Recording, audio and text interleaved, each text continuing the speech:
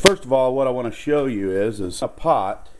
We have combined 4 quarts of water, and my mom always says it's preferable if you use distilled water, but I just use tap water, and two medium-sized onions, peeled and of course, and washed off, and then I used 8 medium-sized potatoes, and I took all the bad parts off of them, you know, the eyes and whatnot, and washed them real good, but I leave the skin on. It gives you a little more vitamins. And this is our preparation initially for our cabbage soup, and it's really good. It's an excellent dinner to serve. Great thing to have on those really cold nights like we've been experiencing here across the United States lately. So I thought I'd share it with you. And some of you may already know this, but hey, those that don't, you know, stay tuned and you'll maybe you'll learn something. But also in there has a dash of paprika, 3 tablespoons, or excuse me, teaspoons of salt, a teaspoon of pepper, and that's combining. And I want to cook the onion and the potato first, and then that way it'll get good and cooked about half or 3/4 of the way. So then I can put the cabbage in. I don't want to overcook the cabbage, or you know, it all dissolves in there and it falls apart and everything else. And while we're letting that simmer a little bit, we're going to go and we're going to do something else quick and easy for the kids for lunch, or something simple. We're going to make some quick cheese toasties, grilled cheese sandwiches. Now, just take a Kraft single or any kind of brand, Borden, whatever, slap it on a piece of bread, and put one of them on each one. And I normally use about 1.5 pieces, you know, but you can use 2 pieces, whatever's preferable for you. You can also add some ham, a little bit of that Carl Buddig ham, or any kind of bologna, Oscar Mayer bologna, or whatever kind you want. And you can put, but if you do that, you want to put the meat in there and then another cheese on top of the meat. This one we're going to make just regular. Now, some people like a little bit of mustard on it. You know, so that's optional. I think it gives it a real good zing, but you know, that's up to you. Put a little meat on it to make like a melt. You know, your favorite meat on it. You know, maybe want to add another 1/2 piece of cheese. But it's real simple, and that's basically it. Put it together. You know, I know for some adults this may seem kind of elementary, but for kids, you know, as long as they're, you know, old enough to use the stove and not burn themselves or catch the place on fire, this is great. Save mom a little time, or dad. And you know, you can use this here. This is like a Velveeta cheese too, and it's real rich. My mom used to use Colby cheese, you know, whatever, and she'd use that 9 grade bread, and boy, I'll tell you, they were like gourmet cheese toasties. But now join me over at the skillet. Okay, now if some people would like to use butter, or some people, I use this to save on fat. I can't believe it's not butter. And you can just put just a little bit right on the top of there like that. Turn your skillet on to about medium heat. You got to be real careful. This isn't something you can just, you know, go do your laundry while you're cooking. You know, you got to kind of be watching what you're doing here. You're going to mess them up. So make sure you got a real nice non-stick surface pan if you can. I'm going to do one of them that way. Now another way you can do this is you can use extra virgin olive oil. I love that. I put just a little bit of extra virgin olive oil in the pan, and my mom brought that back on her last Greece trip. My dad and mom used to go over there a lot, and they had friends over there, and they went to a wedding over there, and they had brought that back. They used to bring back olive oil, and it's just the best olive oil you can get, and it really gives it a certain flavor. And now I used basically a wheat bread here. This is a low-calorie wheat bread here. It's only 35 calories a slice, and you can use whatever kind of bread you want, obviously. But I use this, and you know, I like the wheat better for the grain and so forth, and this is real good quality bread, and it's not real fattening. So we're looking at about 70 calories plus the cheese, I think might be 60 calories a slice. So we're looking at 90 and 70, that's about 150. There's nothing in the mustard. A little bit in here, you know, a tablespoon of this is 30 calories, so you don't even have a tablespoon on there probably. So you're looking at about 100, less than 200 calories for this sandwich here. You know, and you know, you don't put a ton of oil on it, but hey, that's not bad, you know, and it's a really good. You put a little meat on there, you probably add about maybe 100 calories, so it might be less than 300 with a depending on if it was light meat or what. But there it is, and we'll check in with those here in a second. And in the meantime, I'm going to cut the cabbage up. I've prepared some Polska kielbasa or Polish sausage, or you can use smoked sausage. I prefer Eckrich, and I'm not just saying that because it's a brand name. I think it's one of the best smoked sausages out there. Now Hillshire Farms is pretty good, and that's what I'm using today.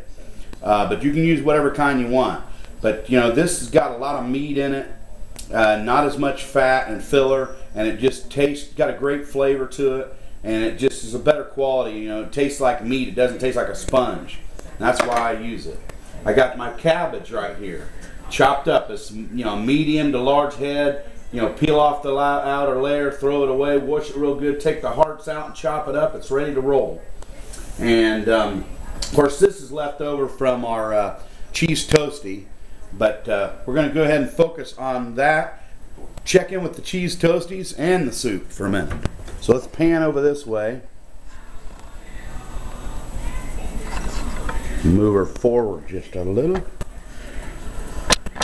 There we go. And as you can see, we've got one of these cheese toast.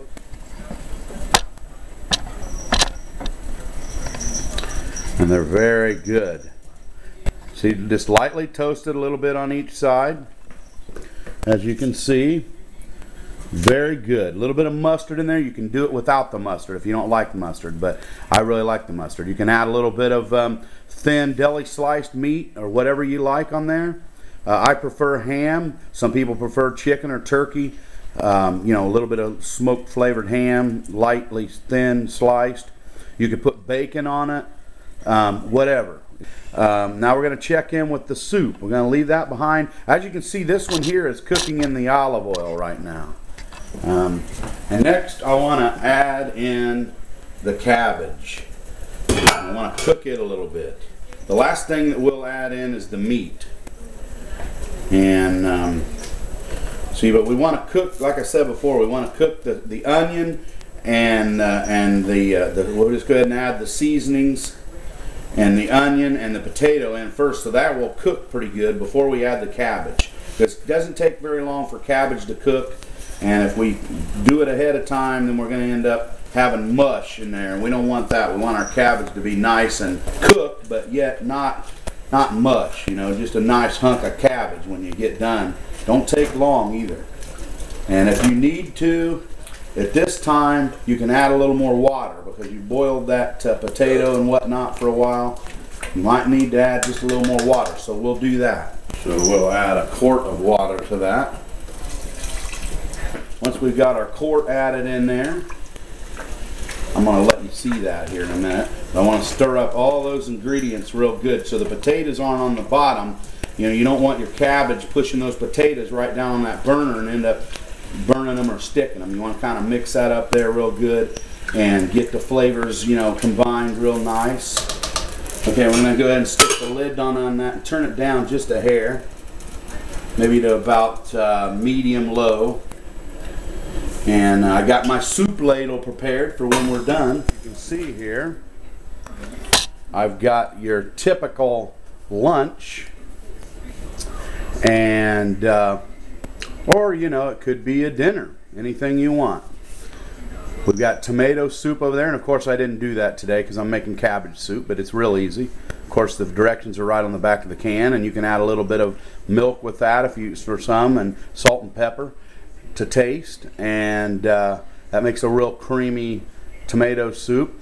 and you got some crackers with that, and a glass of milk, and you've got your this is actually a cheese melt here. I put a little bit of a piece of bologna in it, so it's actually American cheese and bologna, like a cheese melt, lightly toasted, and I used regular margarine on this, and there you are.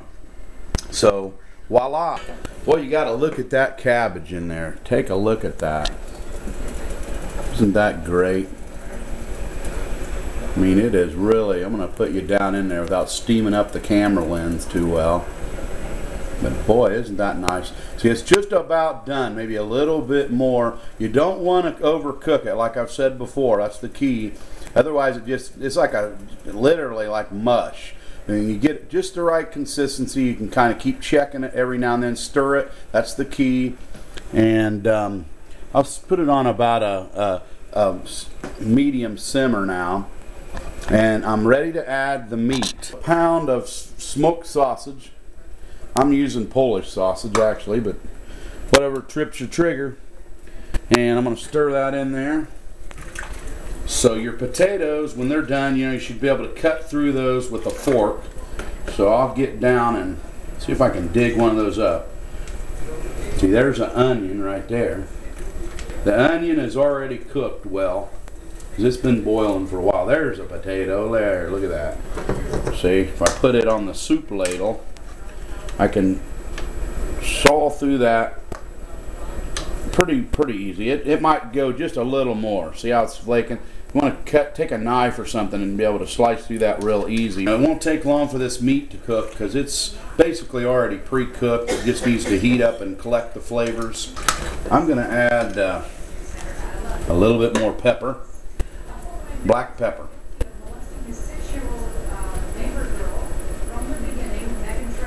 Probably about a half a teaspoon or maybe a quarter of a teaspoon, but I want to try to season the dish a little so it has a nice, the broth has a nice body to it, a flavor.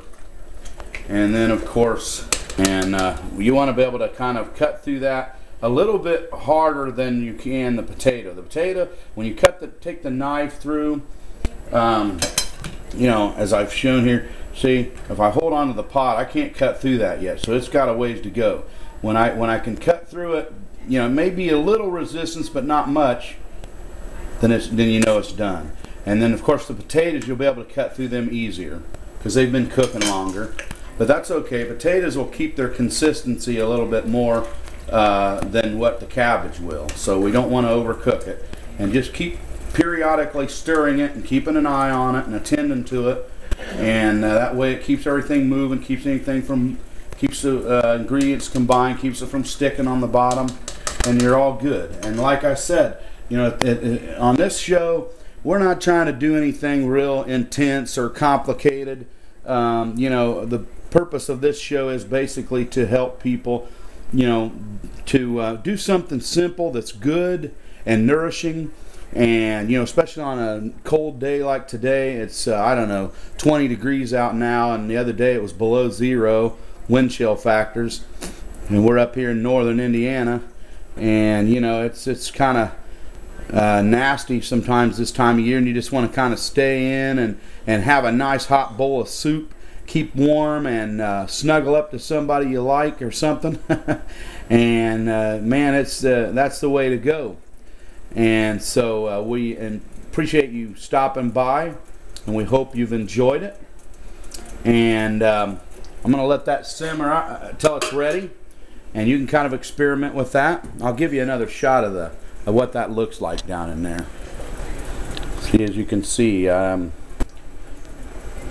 the colors and textures combining, the greens and the reds from the meat and the whites, and you know. It's just a very healthy, nutritious dish, good for you, warms you up, keeps you going, and you can serve this with perhaps some crackers or butter bread, and really that's about it, because it's pretty much a meal in its own. Feed those bellies in your family and help them to keep warm on those cold winter nights.